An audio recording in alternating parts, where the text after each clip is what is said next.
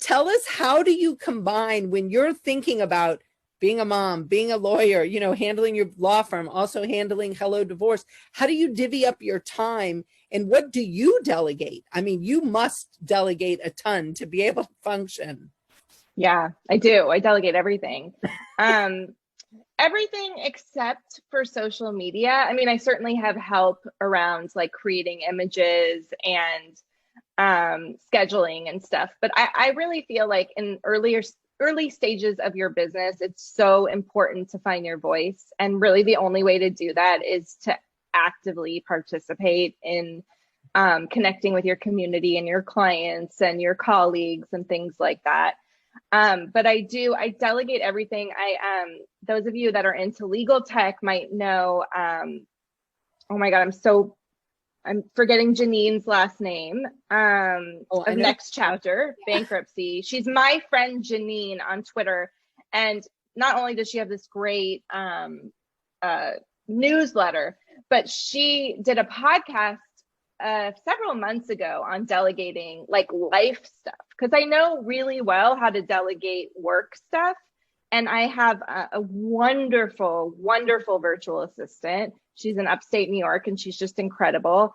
But I struggled sort of like with life stuff and I felt guilty and things like that. So Janine has a great list of things that you can delegate, and that's been really helpful too.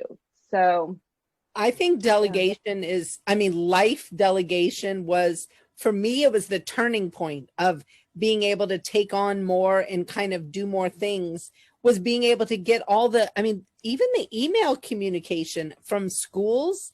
I mean, with Yeah. we had 6 kids. I Oh mean, my and God. one year that we had, it was like we had one in freshman in college all the way down to elementary school. So we had cooking or prepared meals, or to do all the school gifts. You know, you've got to buy this and make these cookies and do this. I mean, how did you get over that? Where, you know, when you're starting out and you're doing something and you're trying to be cost conscious, I mean, did you help yourself in your mind getting over that? Yeah. I mean, when I was first brought on some help, I chose a virtual assistant who has different plans. Oh, So I started with like 10 hours a month wow. and then moved to 20 hours a month. And I think now I'm like at 30 hours a week or something, but like she has different plans, which is excellent. And then as far as the house, like when I was a practicing lawyer, like practicing regularly, I would look at things that I could hand off and in exchange bill some more time. Right. So I said to myself, okay, here's what is most important. At the time, it was having someone clean my house and having someone help with meals. Here's what it's going to cost. And these are how many hours I need to bill extra to be able to cover that. I actually ended up not needing to bill that much because we raised our rates and we played more with the billable hour and subscription models so that we had some recurring revenue coming in. But it gave me peace of mind. This is what I need to do to be able to cover it. And I also told myself, if I can't afford it, then I'll get rid of it. Right. And I never have had to. And I don't know anyone who has, like, except when, you know, we've struggled here and there with like COVID and things like that. But like when business is as usual or unusual, you know, we've been okay with it. So I think, you know, that's been key. And also what's been key is really documenting processes, right? And making sure that there's more than one person in the organization or in the business who has access to this stuff.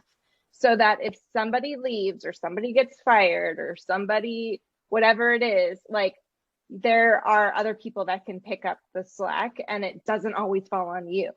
Absolutely. That is, oh my, that is so key. I had an attorney go out one time on medical emergency maternity leave, and I literally got like Mm. 15 minutes notice. She was like, I'm at the doctor. I am out, like, peace out Oh, for months. yeah. And I was in a mediation. I remember going outside, you know, of the room, talking to her. She's like, so I'll tell you about all 30 of my cases right now. So I'm literally like scribbling down notes, trying to Oh. It was the most horrendous 3 weeks I've ever had in my life. And of course, just because this is how life is, I end up in the emergency room about 4 days later, and Oh they tell no. me I need emergency gallbladder surgery. And I was like, not happening. And I said, I'm leaving, like, I'm not doing it. They're like, well, you'll have to sign all this against medical device advice. I was like, I can't, like, I'm literally, Oh, I cannot do it. so stressful. Oh my gosh. Crazy. Well, so that is when I met Melanie Leonard. I literally Mhm. called her and I was like, clearly we need some Clio help. And so, I mean, that was the beginning of my entire like build out of Clio. And I've become a freak now where Awesome. I'm like, everything must be in Clio. Nothing can be in your brain, like it Yeah. to be written down in Clio. I mean, I'm kind of crazy though. I drive my No, it does. Well, I mean, and it does. It for us, like with the business sort of behind the scenes, if it's not in Asana, it doesn't exist, is what I tell people. Like if it's in your head, it doesn't exist because no one is expected to extract that information. Like, sorry, you're on your own. It's so true, and trying to get people to realize how important those processes are and that the information must be gatherable in minutes by anybody.